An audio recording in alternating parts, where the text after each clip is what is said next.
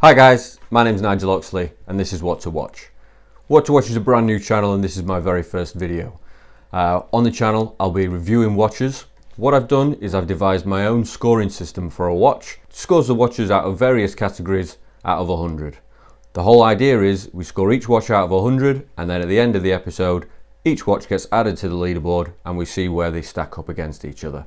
What I'm going to start doing is reviewing watches that I've got personally already in my collection. Then hopefully after that you guys can start recommending some watches for me to get in and then I can start reviewing on the channel. So if you like the sound of that, please make sure you like, make sure you subscribe, and also please comment down below. Let me know what you agree with in today's episode. Also let me know with what you don't agree with. Like I did say before, this is my first video, so I've never recorded anything before and I've never edited anything before. Hopefully this will start to get better over the coming weeks. Please bear with me. Let's get into today's video.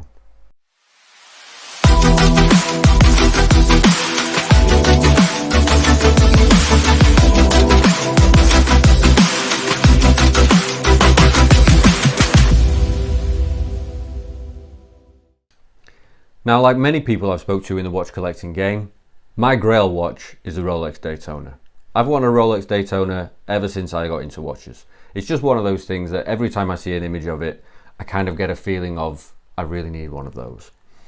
So, when at Bezel World a couple of years ago, Tudor launched this, I phoned up my AD, said, can you get me one? And a couple of months later, this arrived. Now, my reason for buying this was at the time because I'd been on the list for the Daytona for a good number of years and didn't ever see that I was going to be getting one anytime soon. So I almost bought it as a kind of a put me on, if you like. What I think we're here to do today is to score this watch and find out whether this is a Rolex alternative and whether my reason for buying it was right in the first place. So that's enough of my face for a while. I know you haven't come to see me, you come to see the watch. Let's flip the camera and get into it. Okay, so category 1 is dimensions and comfort. Let's have a look at the diameter of the watch here. The diameter is measuring, if I can get this in the right place, just over 41 mil. The thickness of the watch, which has actually come down a little bit from previous iterations of this particular Black Bay Chronograph, is measuring at just over 14 mil. But what I think makes this watch particularly wearable and particularly comfortable is the actual lug-to-lug width. If you look at that, it's measuring at under 50 millimeters. So even for a guy with a thin wrist such as myself, and I'll just pop it on there so you can see, even with a guy with a thin wrist such as myself, that wears incredibly comfortable and incredibly small for a watch of this particular size. As far as I'm concerned, the dimensions and comfort gets a 7 out of 10. Category 2 is case, bezel and crystal. This is also out of 10 points. So as far as the watch is concerned, Tudor's case finishing is always absolutely fantastic. They have really high standards when it comes to this. This particular one is all stainless steel. As you can see, there is some high, there is some high polish to the sides, which do, as you can see, pick up some marks. High polishing to the side and brushing to the top of the case there. No display case back on this one, as with most Tudors, other than the Black Bay 58, I think in the gold and in the silver iterations. Most of Tudor's Black Bay models don't have a display case back. The crystal here is sapphire, and as you can see, it sits nice and proud above that aluminium tachymeter bezel. Really strong category for this. As far as I'm concerned, it's 8 out of 10. Category 3, dial and hands. Now, as far as I'm concerned, the dial and hand section here is going to be split into two things. One, what I do really like, and then secondly, what I don't like so much. First of all, I love how symmetrical this dial is. I don't know whether you can actually see here, but the colour is not actually a white like you would imagine when you first look at the photographs. It's actually more like a silver or an off-white, possibly even a cream. It works really, really well with those applied indices and those black subdials. As far as the actual aesthetics of this watch is concerned, the dial in the hands is absolutely superb. I love the snowflake on these Tudor models, the snowflake on the hour hand. I think it really gives it its own sort of language and sets it well apart from its bigger Rolex brothers. Here's my only niggle when it comes to the dial and hands. In certain sunlights, because of the fact that it's a white face with white hands and a white date wheel, as pleasing as that is sometimes to look at, because of certain sunlights, it just becomes very, very difficult to read. Sometimes you can't even see the hands unless they're actually right across those black subdials so that you know where they are. So unfortunately, as much as I think this is a very beautiful, good looking watch, as far as the functionality is concerned, it is a little bit reduced, so therefore it only gets a 6 out of 10. Let's move on to the next category here. The next category here is bracelet and clasp. Again, this is worth 10 points. Now, the elephant in the room when it comes to the bracelet and the clasp on some of these Black Bay models is these faux rivets on the bracelet. Now, personally, I don't mind them. Let me show you. When I'm actually wearing this watch and I'm looking at the time, the one thing I cannot see is the side of the bracelet, meaning those rivets, even if I did or didn't like them, I can't even see them anyway, because look, where are the rivets? You can't see them. So all the people complaining about the fact that they don't like those faux rivets, look at your watch from the front or from the side, rather than looking at it like this, and then perhaps you won't even see them. However, I do know there are a lot of bracelet options you can get on this from the likes of Uncle Seiko and from a company called Forstner, who can do a replacement bracelet for this. So if they really are that much of a problem, obviously you've also got the alternative to buy it from Tudor direct on one of their other strap options rather than on the bracelet. Now, as far as sizing of the bracelet is concerned, let's have a quick measure. So at the top here, in fact, it might be easier if I do this to take it off. At the top here, you're measuring 20.8. Now, it is quite a big, chunky bracelet.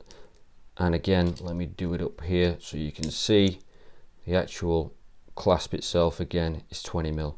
So it is actually quite wide. It's quite chunky. However, what I would say is the bracelet is incredibly well engineered, and it is, once you can find the right fit and once you get it adjusted properly, it is actually a very, very comfortable bracelet. This clasp here, like I said, really well engineered. Hopefully you'll be able to hear this when it snaps into place, and then again with it just gives you that extra sort of knowledge and security that this thing is definitely not going to come off your wrist. Plenty of Tudor branding here. One of the things I really like about this bracelet and clasp is when you close it there, you've got that absolutely beautiful Tudor shield into the side of the clasp. So, bracelet and clasp, 7 out of 10 from me. Category 5 is movement. Now, the NT5813 movement, which is in this watch, was developed as a joint venture between Rolex and Breitling. The version that's actually particularly in this watch uses the addition of a silicon hairspring, so it is slightly upgraded to the one that Breitling uses. It's obviously got an hour and a minute hand. That kind of goes without saying. The subdial to the left, I don't know if you can see that, that's the actual second hand. The counter that you can see, which runs around the edge of the watch, is the chronograph counter. So let me just get that started, and you can start to see that sweep around the outside of the watch. So you've got your seconds for your stopwatch or your chronograph counter around the edge, plus what you have here is the minutes for the counter, and again that's used to start stop on here. These are full screw-in pushers, so 200 meters of water resistance. The date is down here at the 6 o'clock, and all those functions plus 70-hour power reserve. I think this is a really great movement. I really like this. As far as I'm concerned, this is a 9 out of 10. Value for money is category 6. Now, firstly, these watches are on the used market, hovering above the retail price. If you just have a look here, you can see what the retail price currently is on the Tudor website, and then we'll flick over to eBay so that you can see what kind of price these are going for on the used market. The prices are hovering just above where they are at retail, or maybe just a little bit below in some cases. So the chances are, if you get this watch, you try it out, it's not right for you, you don't like it, you can move it on and pretty much not lose anything. I think the key here is, when we're talking about value, is the comparison between the Black Bay Chronograph here and the Breitling Premier B09, which has exactly the same movement, or pretty much the same iteration of the same movement in it. The Breitling, if you look here on the website, is actually retailing at £2,000 more, and that only comes with a leather strap, whereas obviously this one comes on a stainless steel bracelet.